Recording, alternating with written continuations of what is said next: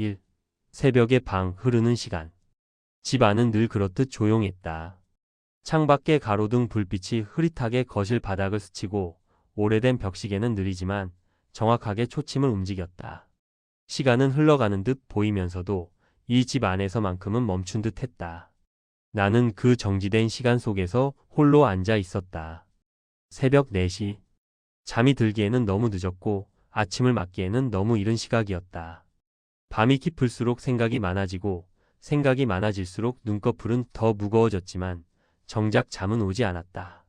머릿속에는 자연스럽게 익숙한 얼굴들이 스며들었다. 내 아내 영숙이, 그리고 멀리 각자 삶에 바쁜 아이들 셋. 오늘도 아무도 오지 않았다. 물론 올 이유도 없었다. 아이들은 각자의 가정을 꾸리고 각자의 책임에 묶여 살아간다. 나도 그 사실을 알고 있었다. 이해하지 못하는 것은 아니었다.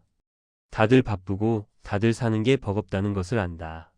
그러나 이해한다고 해서 외롭지 않은 건 아니었다. 나는 문득 벽에 걸린 가족 사진을 바라보았다. 흑백에 가까울 만큼 바랜 색감 속에서 우리는 모두 웃고 있었다. 우리의 인생이 가장 반짝이던 시절을 담은 사진. 그때는 내가 이렇게 혼자 새벽에 깨어 있을 날이 올 줄 미처 몰랐다. 아내의 빈자리. 영숙이가 떠난 지 벌써 8년. 하지만 나는 아직도 아내의 기침 소리, 밥 짓는 냄새, 저녁마다 내 어깨를 두드리며 당신 너무 늦게까지 일하지 말라고 말하던 목소리가 생생했다. 가끔은 정말로 들리는 것 같아 뒤돌아볼 때도 있었다. 그러나 매번 그 자리는 텅 비어 있었다. 아내는 나보다 7년 먼저 갔다. 폐렴으로 입원했다가 마지막엔 조용히 숨을 놓았다. 그 마지막 순간 나는 아내 손을 붙잡고 있었지만 아내는 이미 세상과의 인연을 놓을 준비가 끝난 듯 했다. 그 따뜻한 체온이 손끝에서 서서히 빠져나가던 순간을 나는 아직 잊지 못한다. 그날 이후 나는 더 늙었다. 몸이 아니라 마음이. 아내가 있었을 때는 적어도 집에 들어오면 불이 켜져 있었고 밥 냄새가 있었고 누군가 내 등을 두드려주는 손길이 있었다. 이제는 불도 밥도 손길도 없었다. 그래서일까? 나는 가끔 아내가 있는 곳이 어떤 곳일지 상상하곤 한다. 그곳에서 아내는 여전히 웃고 있을까? 나를 기다리고 있을까? 아니면 그곳에선 시간이라는 게 없어 기다림이라는 감정 자체가 필요 없을까? 3. 아이들과의 거리.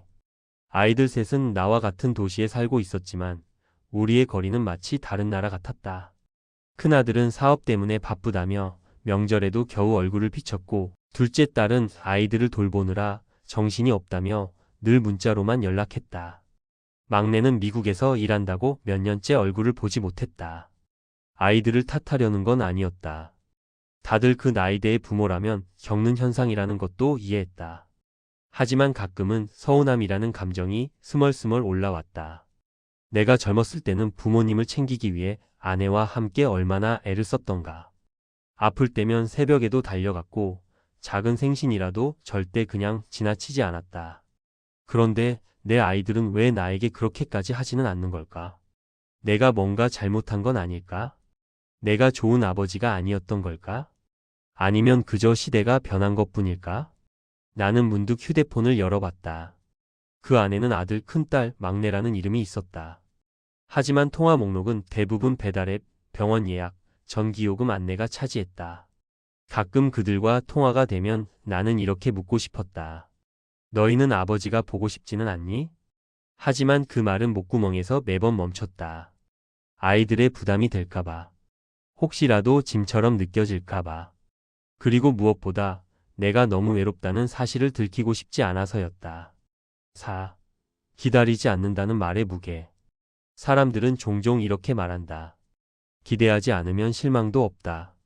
기다리지 않으면 마음이 편하다. 하지만 그건 젊은 사람들의 말이다.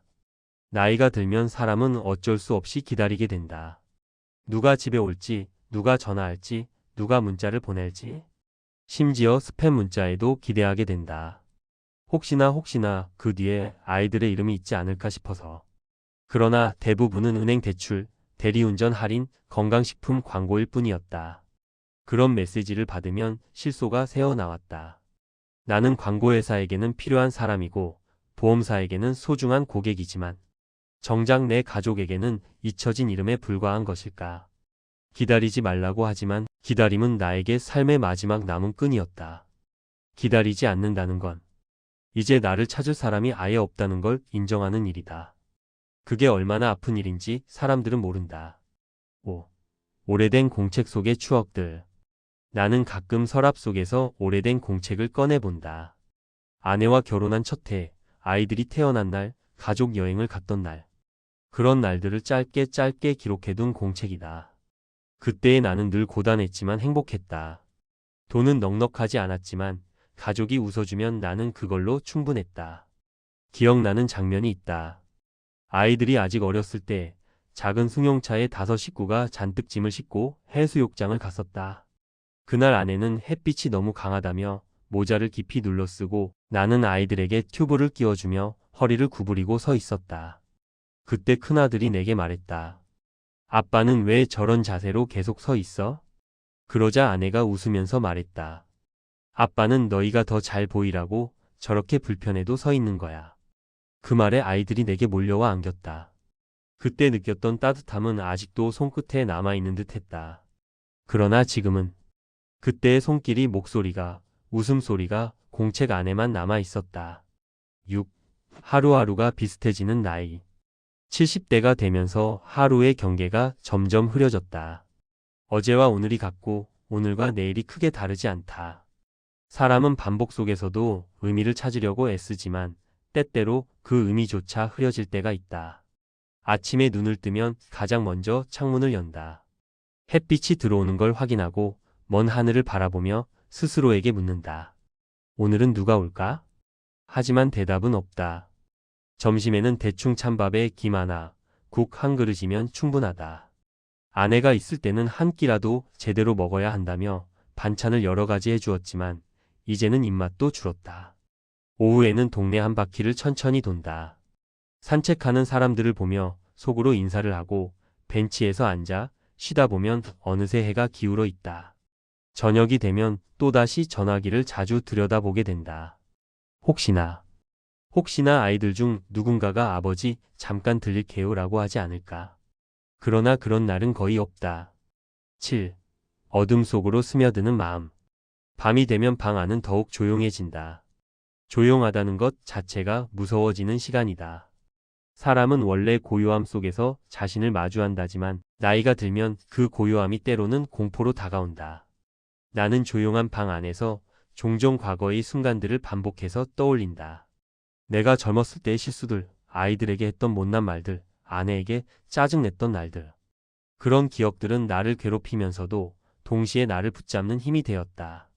왜냐면 그 기억들이야말로 내가 살아온 흔적이기 때문이다. 그러나 그 기억 속에서 오래 머무르다 보면 신기하게도 마음이 서서히 어두워졌다. 마치 깊은 바다 속으로 천천히 가라앉는 것처럼. 나는 그 어둠 속에서 아내를 본다. 젊었을 때의 모습으로 나를 보며 웃고 있다. 가끔은 아이들의 얼굴도 보인다. 그들이 어린 시절 나를 졸졸 따라다닐 때의 모습으로. 현실에서는 아무도 찾아오지 않지만 추억 속에서는 여전히 나는 누군가의 아버지였다. 8. 마지막 남은 소망. 사람은 나이가 들면 욕심이 줄어든다고들 한다. 맞는 말이다. 나는 이제 많은 것을 바라지 않는다.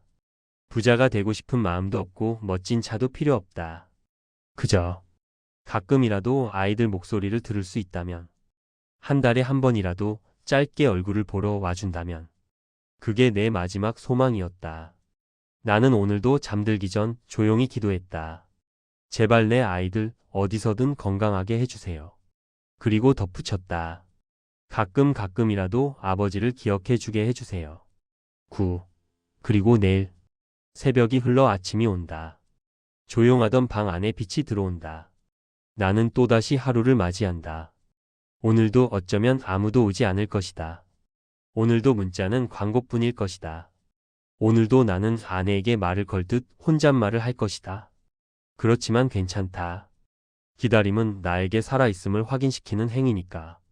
나는 천천히 자리에서 일어나 몸을 두드린다. 벽에 걸린 시계를 보고 작은 미소를 짓는다. 그리고 이렇게 말한다. 그래, 오늘도 살아보자. 혹시 아느냐? 오늘은 정말 누가 찾아올지도. 그 희미한 희망 하나로 나는 또 하루를 시작한다.